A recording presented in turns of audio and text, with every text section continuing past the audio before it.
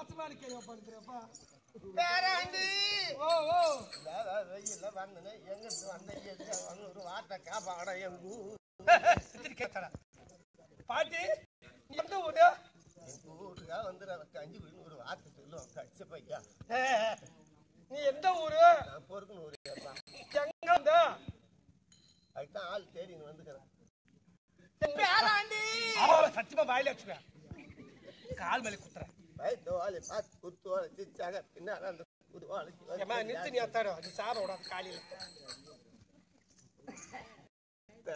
பாட்டி ஏன் பார்த்தா உங்க வந்து எப்படி தெரியுமா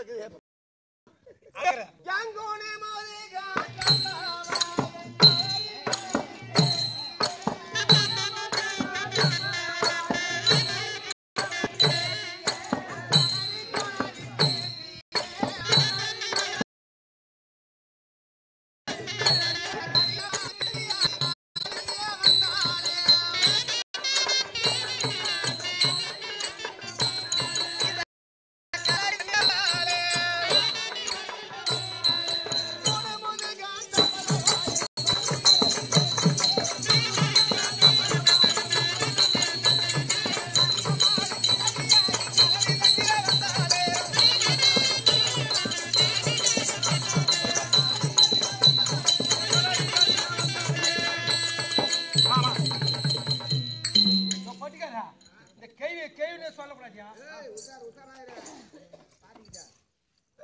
பாட்டி கை வந்தாலும் ஜோரா ஏன் பாட்டி நான் உன்னை எத்த பிடிக்கிறது எத்த உரத்து ஐயோ பாட்டி இந்த பாறை என்னத்த சொல்லுத இந்த கோல் ஆட்டா இந்த கையாட்டா இந்த தலையாட்டா இந்த பாரு 2 ஜிமுக்கு ஆட்டா இந்த மணி ஆட்டா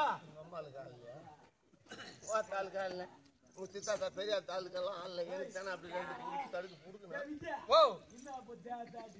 பாட்டி நல்லா அது எத்த பிடிக்கிறது தெரியடா பேராண்டி என்ன வயசான காலத்துல நகை போட்டு நகை இல்ல நகை போட்டா அது ஆடுதாங்க செய்யும் தலை அண்ணா அது ஆடும் ஏன் பாட்டியா இப்படி தலையாட்ட எங்க எதிர்ட்டுக்கு ஒரு பாட்டிக்கிறான் எங்க பாட்டை எங்க திருமலை உட்காந்துக்கிறான் அந்த கேவி எதிர்ட்டு திருமலை உட்காந்து கேவியா வா வா வான்னு இப்படி தலையாடுறான் அந்த கேவி நன்றா நான் வர மாட்டேன்னு இப்படி தலையாடுறான் அது மாதிரி ஆட்டிக்கிறிய நீ ஏன் அது அப்படி இல்லடா போனாட்டா ஆம்பளை பொண்ணுங்கெல்லாம் வயசு தள்ளாறு வயசானா கூட தள்ளாத வயசானா மேசனாச்சாலும் ஆசனை இருக்கு அதுன்னு சொல்லுவாங்க ஆமா அதே போல கட்டைக்கு காலம் நேர்த்து கூட எனக்கு ஆசை ஓணும் ஆடுங்க ஓஹோ அதுக்கு தான் அப்படி ஓணும் ஆடுறதா என்னாட்ட பண்ணாங்களோ எப்ப கொஞ்சம் வயசு தடுமாட்டு போச்சு எனக்கு ஆசை வேணாம் ஏன் பாட்டிக்கார அப்படியா அது சொல்றேன்னா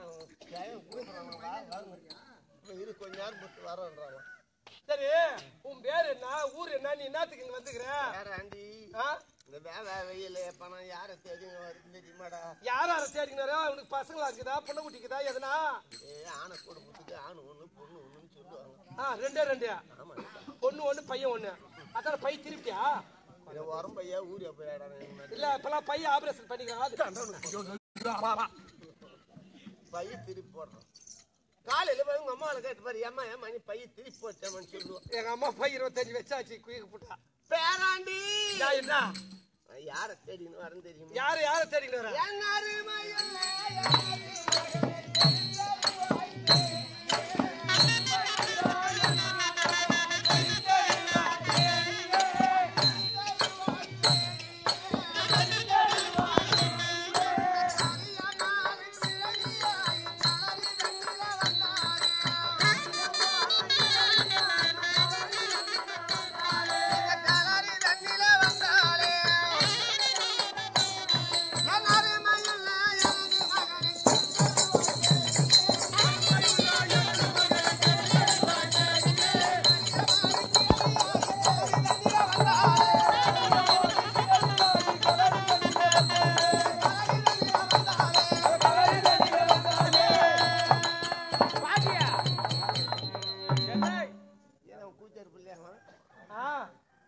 பாட்டியா எனக்கு ஒரு சந்தேகம் உனக்கு என்ன மேலும் ஆடுது கீழே ஆடுது என்னதான் கதை இதெல்லாம் மொத்தம் வாழ் விட்டு போச்சா விஜயா ஆயாவை பார்த்தா எப்படி தெரியுமா இருக்குது எப்படிடா இருக்குதா எங்க தென்னில ஒரு கேவன் உட்காந்து எங்க பாட்டை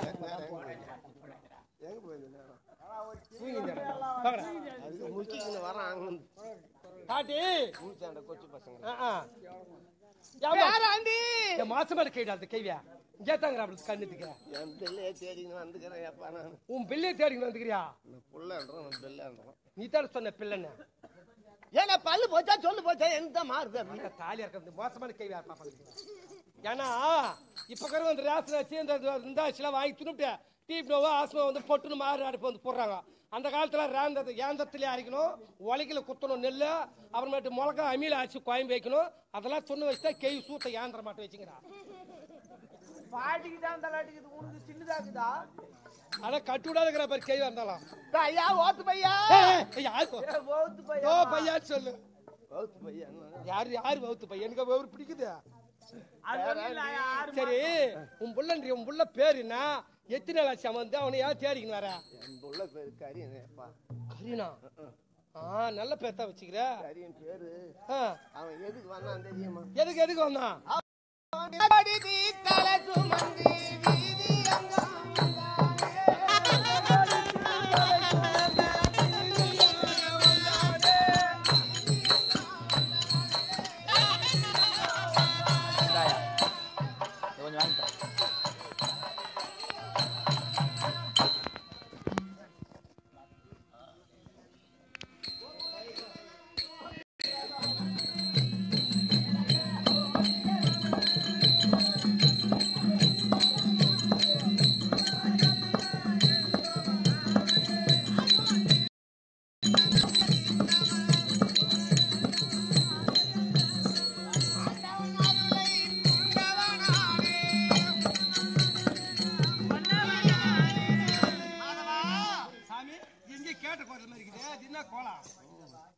திருப்பார் கடலிலே சேஷ சைன்யத்தின் மீது பள்ளி கொண்டு வீட்டிருக்கக்கூடிய ஸ்ரீமன் நாராயணமூர்த்தி கோபால கண்ணன் சாமி வணக்கம் வாழ்க.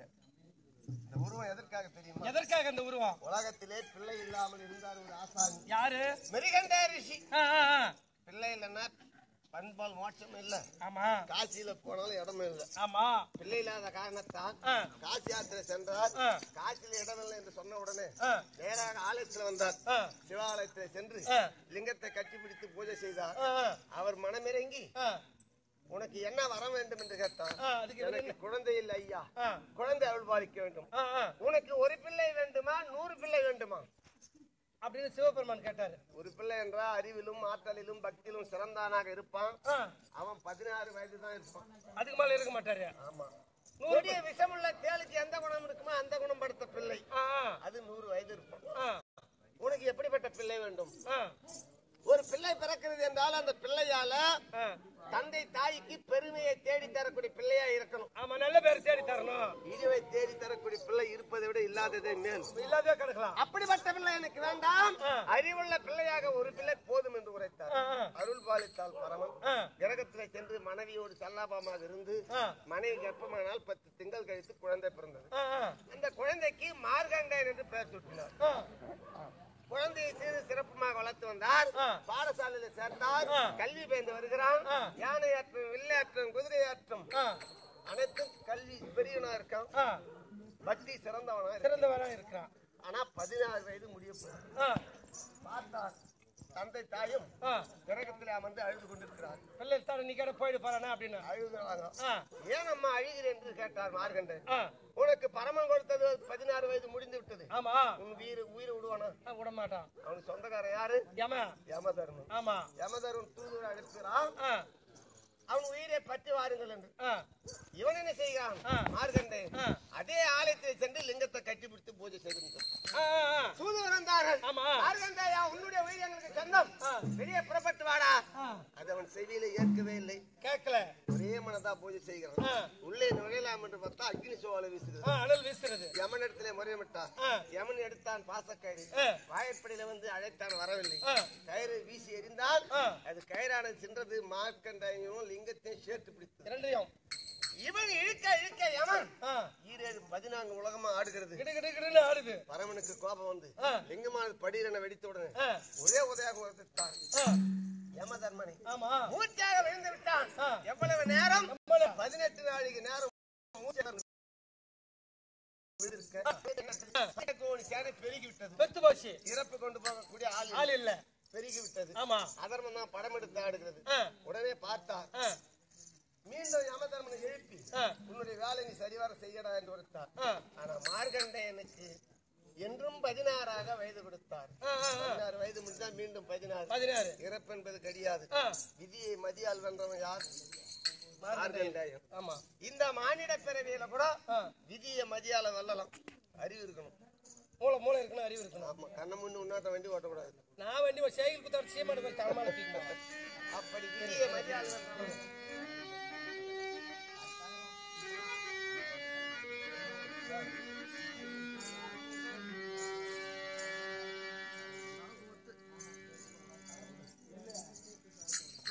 என்றும் 16 வயது படித்தார்.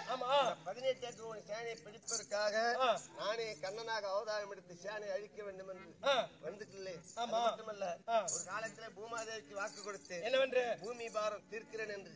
அந்த வாக்கை காப்பாற்ற வேண்டும் என்றால் பஞ்ச பாண்டவரை துணை கொண்டு பாண்டவத்தின் கௌரவருக்கும் விரோதத்தை ஏற்படுத்தி அதன் விளைவாக 18 நாள் சண்டைக்கு கையெறிந்து வந்திருக்கிறேன். ஆனால் தூது போகும்போது சகாதவன் அறிவில் சிறந்தவன். ஆமா. ஆண்டவன் எல்லோரையும் அழிக்க வந்திருக்கிறார் என்று தெரிஞ்சுக்கினாரு. நம்மையும் விட மாட்டார்.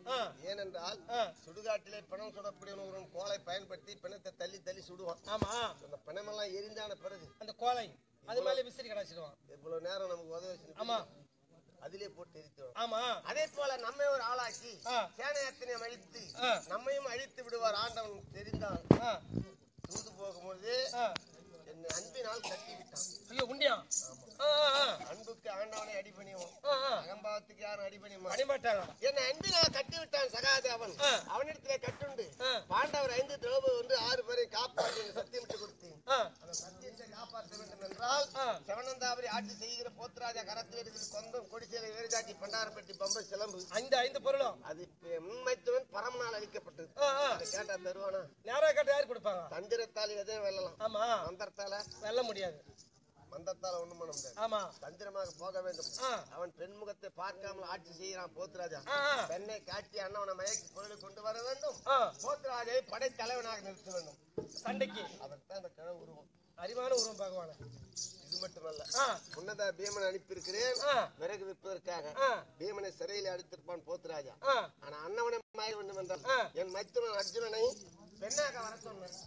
அவன் வந்தாதான் சிவனா அந்த நாடு போகணும். ஐயோ மாமா அழைத்தார் என்று பெண்ணாக அழைத்து வாங்க.